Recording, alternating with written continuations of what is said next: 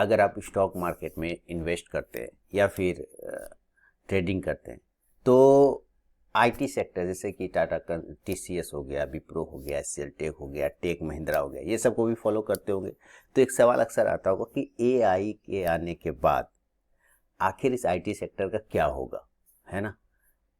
क्या IT bullish होगा या बेरिश होगा? इस तरह की बातें आपके दिमाग में आता होगा कि एआई के आने के बाद आईटी सेक्टर ग्रो करेगा या खराब हो जाएगा या बर्बाद हो जाएगा, ख़त्म हो जाएगा, क्या होगा इस आईटी कंपनी का, सारे आईटी सेक्टर।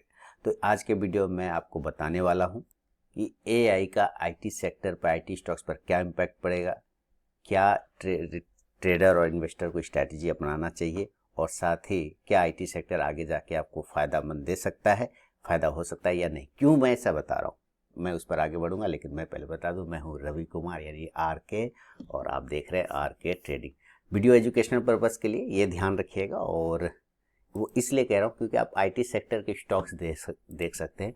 कोफोर्ज, ये आप देखिए मोस्टली, है ना। कोफोर्ज कल अगर मैं 24 फरवरी की बात करूं तो 6% डाउन था, और अगर मैं पूरे 1 मंथ में बात करूं तो इसने लगभग 40% डाउन कर दिया। एचसीएल टेक अगर इसके टॉप से देखा जाए, इनकेस अगर इसके टॉप से देखा जाए तो इसने आपको गिरावट लगभग 26% का कर दिया है, यानी ये भी 6-7% डाउन हो गया कल के दिन में, और 26% ओवरऑल आप समझिए एक महीने में भी नहीं, मतलब 15 दिन में ख़त्म कर लिया अपने आप को। इन्फोसिस जो लीडर है इसने भी 25-26% गायब कर दिया है। एलएनटी, माइंडट्री, ये भी ख़त्म हो गया। सारे आईटी सेक्टर इस एआई के बाद में प्रेशर में जी रहे। तो क्या होगा इसका भविष्य, क्या होगा इसका फ्यूचर, बुलिश होगा, बेरिश होगा, इसी पर बात करेंगे, ठीक है।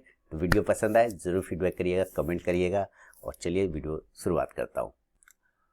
तो दोस्तों, सबसे पहले हम ये समझेंगे कि एआई आखिर चेंज क्या कर रहा है, जिसके वजह से हमें डरना चाहिए या नहीं डरना चाहिए। चेंज क्या कर रहा है, ध्यान से सुनिएगा। देखिए, कुछ चीज़ें हैं जो नोट डाउन करना है, मैंने भी नोट डाउन किया, वो आपके साथ में शेयर कर रहा हूँ।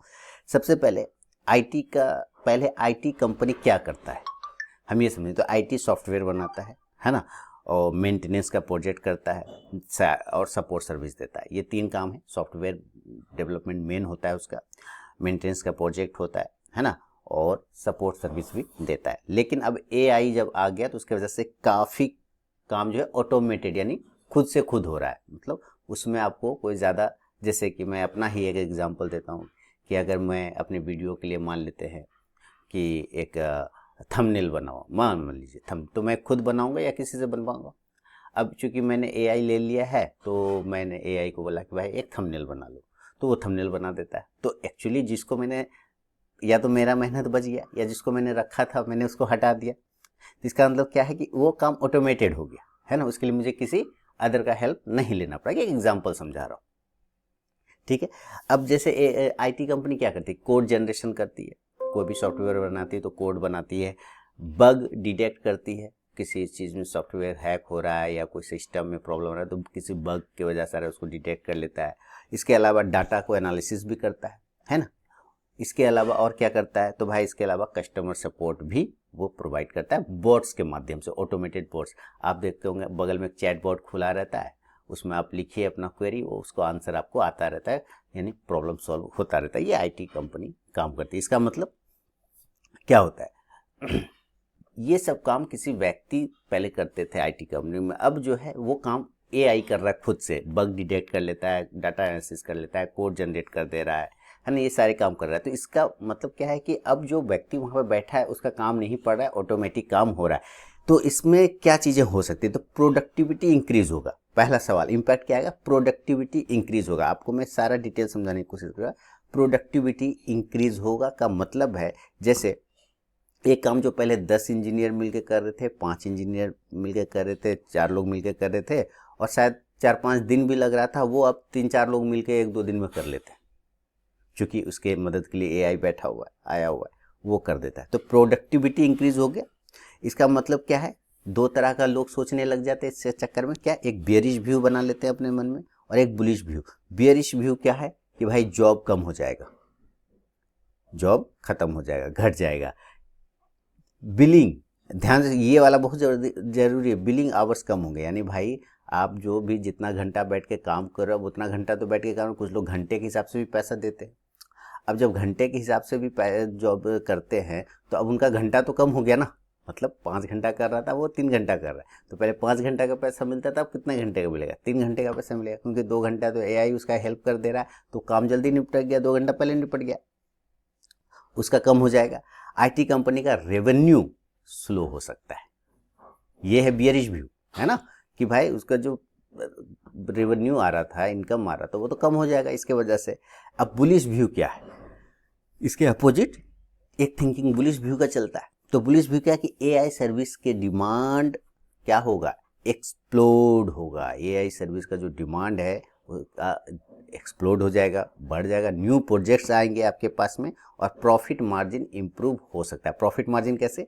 10 आदमी काम कर रहे थे, अब एआई को आपने 10 आदमी को आप सैलरी दे रहे थे, तो आप अपने प्रॉफिट में से सैलरी दे रहे हो, लेकिन आपने एआई को काम पे लगा दिया, तो 10 में से 5 आदमी आपने गायब कर दिया और एआई को रख लिया, तो वो 5 आदमी का जो पैसा बचा वो आपके उस प्रॉफिट में इंक्रीज हो जाएगा, समझ? तो प्रॉफिट रेवेन्यू इंक्रीज होगा, ये लिख रहे हैं लोग, लिख रहे हैं अपने में कि भाई बुलिश माइंडसेट वाले लोग, कि हम तो प्रॉफिट इंक्रीज कर लेंगे क्योंकि हमने आदमी कम रखा है, ये चीज़ें हो सकती है। अब स्टॉक मार्केट क्या है? स्टॉक मार्केट इसी कंफ्यूजन के बीच में अपने आप को प्राइस करता है ना। शेयर मार्केट जो है इसी कंफ्यूजन को प्राइस करता है ना, कि भाई बुलिश होगा कि बेरिश होगा, क्या होगा, तो इसमें किस तरह के काम हो रहा है। अब ये देखिए, अब मैं इसमें आगे बढ़ता हूँ।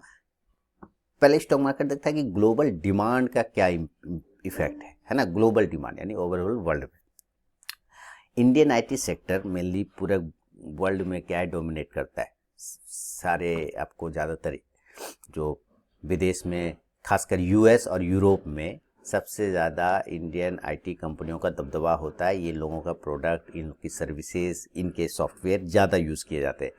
क्लियर है? तो मोस्टली कहाँ से रेवेन्यू आता है? यूएस और यूरोप से आता है। ये चीज़ दिमाग में घुसा लीजिए। अगर ग्लोबल कंपनीज एआई को एडेप्ट कर लेता है, ध्यान से सुनिए, अगर ग्लोबल कंपनी एआई को एडॉप्ट कर लेता है, कि ग्लोबल बाहरी कंपनी जितनी भी विदेशी एडॉप्ट कर लेती है, तो उनको क्या लगेगा? उनको चाहिए कि भाई हमको एआई इंटीग्रेशन होना चाहिए, ऑटोमेटिक, है ना, यहाँ डाला वहाँ का उस सॉफ्टवेयर में काम हो गया। डाटा इंजीनियरिंग होना चाहिए, इसके अलावा क्लाउड माइग्रेशन होना चाहिए, इसके अलावा साइबर का सिक्योरिटी, क्योंकि खतरा भी बढ़ता रहता है, और ये सब काम आपके लिए इंडियन कंपनी करती है। ये सब काम जो है इंडियन कंपनी करती है। तो इसमें ये हो सकता है कि इंडियन कंपनी को मैसिव प्रॉफिट हो सकता है, मैसिव अपॉर्चुनिटी मिल सकता है, अगर ग्लोबल कंपनियां बाहरी वाले अगर एआई को करता है एडॉप्ट, तो सर्विस के लिए इसको बुलाना पड़ेगा और इसका इनकम मैसिव, इनको अपॉर्चुनिटी मिल सकता है। इसलिए आपने जब रिजल्ट आता है स्टॉक मार्केट में, खासकर आईटी कंपनी का, तो इधर 3 महीने 6 महीने से आपने एक लाइन जरूर सुना होगा, मैक्सिमम आईटी कंपनियों का, वो कह रहा है कि हम एआई डील्स कर रहे हैं। अक्सर अभी देखिए एंथ्रोपिक के साथ इन्फोसिस ने किया ना, तो एंथ्रोपिक क्या एक एआई कंपनी है और इन्फोसिस ने उसके साथ डील कर लिया। तो अब हर कंपनी लगभग किसी न किसी एआई कंपनी के डील्स का जिक्र कर रही है। वो ये बताना चाह रही है कि भाई हम उसमें उसको हेल्प कर रहे हैं आगे, मेरा प्रोडक्टिविटी, मेरा जो है मैसिव, मुझे अपॉर्चुनिटी उसके साथ मिल रहा है। क्लियर? मार्केट एक चीज़ को ऐसे करके देख रहा है कि एआई से रेवेन्यू कितना जनरेट होगा एआई के आने के बाद, क्योंकि इन सब चीज़ों के लिए आईटी सेक्टर को, आईटी कंपनी को पैसा देना देगा वो लोग कंपनी, तो इसको प्रॉफिट बढ़ेगा, रेवेन्यू ग्रोथ होगा, ये सब चीज़ें कितना जनरेट होगा ये देख रहा है मार्केट। अब देखिए कौन से आईटी कंपनीज है जिसको सबसे ज़्यादा फायदा होगा, जो स्ट्रांग होगा, है ना, जिसका फंडामेंटल बहुत बढ़िया। इसमें आपको सीधी मैं कुछ पॉइंट बता देता हूँ। देखिए लार्ज कैप में आता है टीसीएस, हालांकि मैं रिकमेंडेशन नहीं कर रहा हूँ, मैं बस एक व्यू ओवर बता रहा हूँ, ये तो सारे लोगों को पता है। टीसीएस लार्ज कैप स्टॉक है, इसके पास एक स्ट्रॉन्ग बेस है ना, स्ट्रॉन्ग क्लाइंट भी है। जितने भी तरह के एआई इंटरप्राइज प्रोजेक्ट होते हैं उसके पास है, इसने अपने आप को उस हिसाब से ढाल लिया है, और स्टेबल ग्रोथ है, ग्रोथ भी होता ही रहता है। इसके अलावा है इन्फोसिस, लेकिन हालांकि अभी पिटाई सबकी चल रही है, लेकिन मैं नाम बताता जा रहा हूँ। इन्फोसिस, इसके भी एआई प्लेटफॉर्म पर जो है इसको हेवी फोकस है। एंथ्रोपिक के साथ इसने कर लिया है काम, और ऑटोमेशन टूल डेवलप भी कर रहा है। देखिए सारे नोट करने पड़ते हैं, आपको स्टडी करना पड़ता है, तब आप इन सब जानकारी को निकाल पाते हैं ओवरऑल।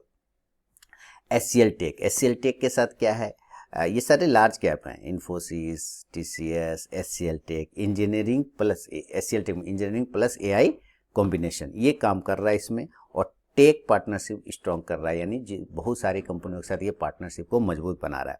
तो लार्ज कंपनी को एडवांटेज होता है, इसके पास कैपिटल होता है, ज़्यादा होता है, बिग क्लाइंट होते हैं, टेक्नोलॉजी इन्वेस्टमेंट ये ज़्यादा करते हैं, और स्किल्ड वर्कफोर्स, इसके पास स्किल्ड जो इंजीनियर होते हैं वो ज़्यादा होते हैं। अब मिड कैप आईटी भी होता है, स्मॉल कैप भी होता है। तो मिड कैप में आता है एक परसिस्टेंस सिस्टम नाम से और कोफोर्ज के नाम से, भी आपने देखा, मैंने आपको चार्ट में भी दिखाया, ये देखिए कोफोर्ज ऊपर में ही था और परसिस्टेंस सिस्टम ये है ना। तो ये सब पिटाई हो चुकी है ये सब मिड कैप में। अब मिड कैप में क्या है कि भाई एआई अगर ये अभी नहीं किया है एआई के साथ एक्सीलरेट, अगर ये कर लेता है तो हो सकता है मिड कैप आईटी शेयर भी जो है आपको थोड़ा मूवमेंट देखने को मिलेगा। तो अब ये चीज़ें कुछ पॉजिटिव बात है, लेकिन इसके साथ रिस्क भी तो आ रहा है। इसलिए तो मैंने कहा कि एआई को लेके मार्केट में हमेशा ऊपर नीचे जो आईटी सेक्टर कर रहा है, तो इसके पीछे रिस्क भी बहुत सारे हैं। हर अपॉर्चुनिटी एक रिस्क लेकर आता है, ये तो है ना, कि अगर प्रॉफिट है तो कहीं कहीं लॉस भी होगा।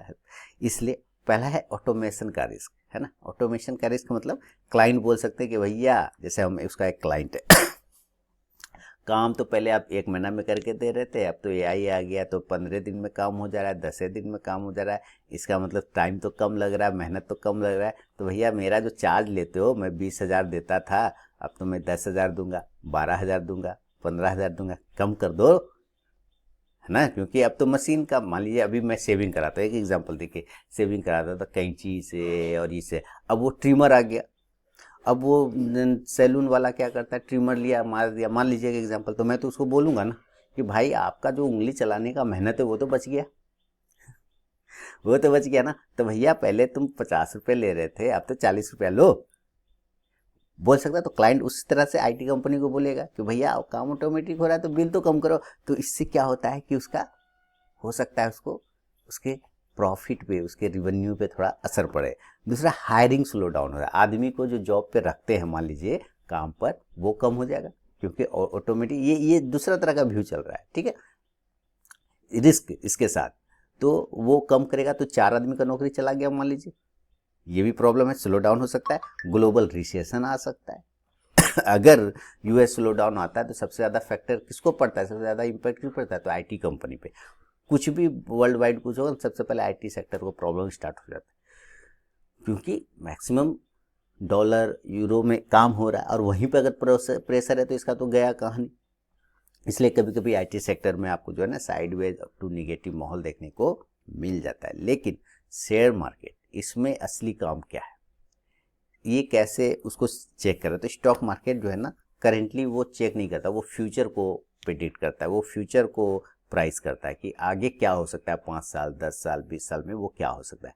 रिसेंटली जो मार्केट आईटी सेक्टर का गिर रहा है, आप इससे अंदाज़ा नहीं लगाइए, इसको आगे आप अपने आप को एआई मानिए और सोचिए कि आगे 10 साल 5 साल में क्या हो सकता है। 2-3 बातें, अगर मार्केट को लगता है कि एआई से हायर प्रॉफिट होगा तो आईटी स्टॉक में रैली आएगा। अगर स्टॉक मार्केट को लगता है कि नहीं एआई के आने से रेवेन्यू पे प्रेशर पड़ेगा आईटी कंपनियों को, तो स्टॉक जो है आप देख रहे हैं सारे 10% गिर गए, 55% गिर गए,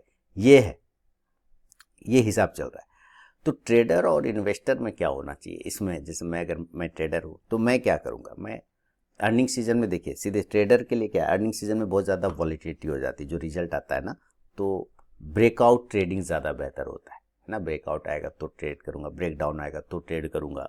सेक्टर रोटेशन, अभी आईटी सेक्टर में पैसा नहीं लगाना है, किसी और सेक्टर में लगाना है, फिर कुछ दिन बाद आईटी में लगाना है। हालांकि आईटी कभी ख़त्म नहीं होगा, जैसे कि अभी मैंने आपको बताया, दूसरा थिंकिंग भी क्या चल रहा है ना, बुलिश व्यू भी क्या है, तो ये कभी ख़त्म नहीं होगा। तो क्या ये एक बेस्ट अपॉर्चुनिटी बन सकता है, वो रोटेशन हमें देखना पड़ेगा, पेशेंस रखना पड़ेगा, इंपॉर्टेंस है। और जो इन्वेस्टर है, इन्वेस्टर भाई ढूंढते हैं कि अभी 10% गिर गया, मैं वेट कर लेता हूँ, नीचे आके आएगा तो मैं ऐड कर लूँगा। तो ये सब चीज़ों को ना ट्रेडर और इन्वेस्टर चेक कर रहे हैं अपने आप मार्केट। तो लास्टली मैं यही कहना चाहूँगा, देखिए कि एक चीज़ कंप्लीट है कि एआई जो है ना आईटी सेक्टर को डिस्ट्रॉय नहीं करेगा, ये मेरा थिंकिंग है प्रश्न, कभी खत्म नहीं कर सकता। एआई कभी भी आईटी सेक्टर को खत्म नहीं कर सकता, ट्रांसफॉर्म कर सकता है, यानी उसके रूप बदल सकते हैं। ठीक है, अब जो कंपनी एडॉप्ट कर लेगी वो एआई के साथ ग्रो करेगा, वो लीडर बनेगा, और जो एडॉप्ट नहीं करेगा वो पीछे हो जाएगा, फेल हो जाएगा, खत्म हो जाएगा। तो इसलिए स्मार्ट इन्वेस्टर ट्रेडर वही है जो ट्रेंड को समझे, इमोशन को नहीं। तो अभी मार्केट में इमोशन चल रहा है, जो गिरावट आप आईटी सेक्टर में देख रहे हैं वो इमोशन है, ट्रेंड नहीं है। तो ट्रेंड को समझिए कि ट्रेंड क्या हो सकता है आगे 5 साल 10 साल में, और अपना निर्णय लीजिए। तो अगर ये इन्फॉर्मेटिव वीडियो पसंद आया हो तो मुझे आप कमेंट में लिखिए अच्छा लगा, और चैनल को सब्सक्राइब नहीं किया तो सब्सक्राइब करें। व्हाट्सअप नंबर है मेरा 8709652195। आप इस पर हाई हेलो कुछ भी मैसेज भेजेंगे तो आपको बाय डिफॉल्ट मेरे टेलीग्राम चैनल का link, mobile app, WhatsApp channel, ये सब मिल जाएगा। तो चलिए मिलता हूँ नेक्स्ट वीडियो में, तब तक के लिए बहुत बहुत धन्यवाद।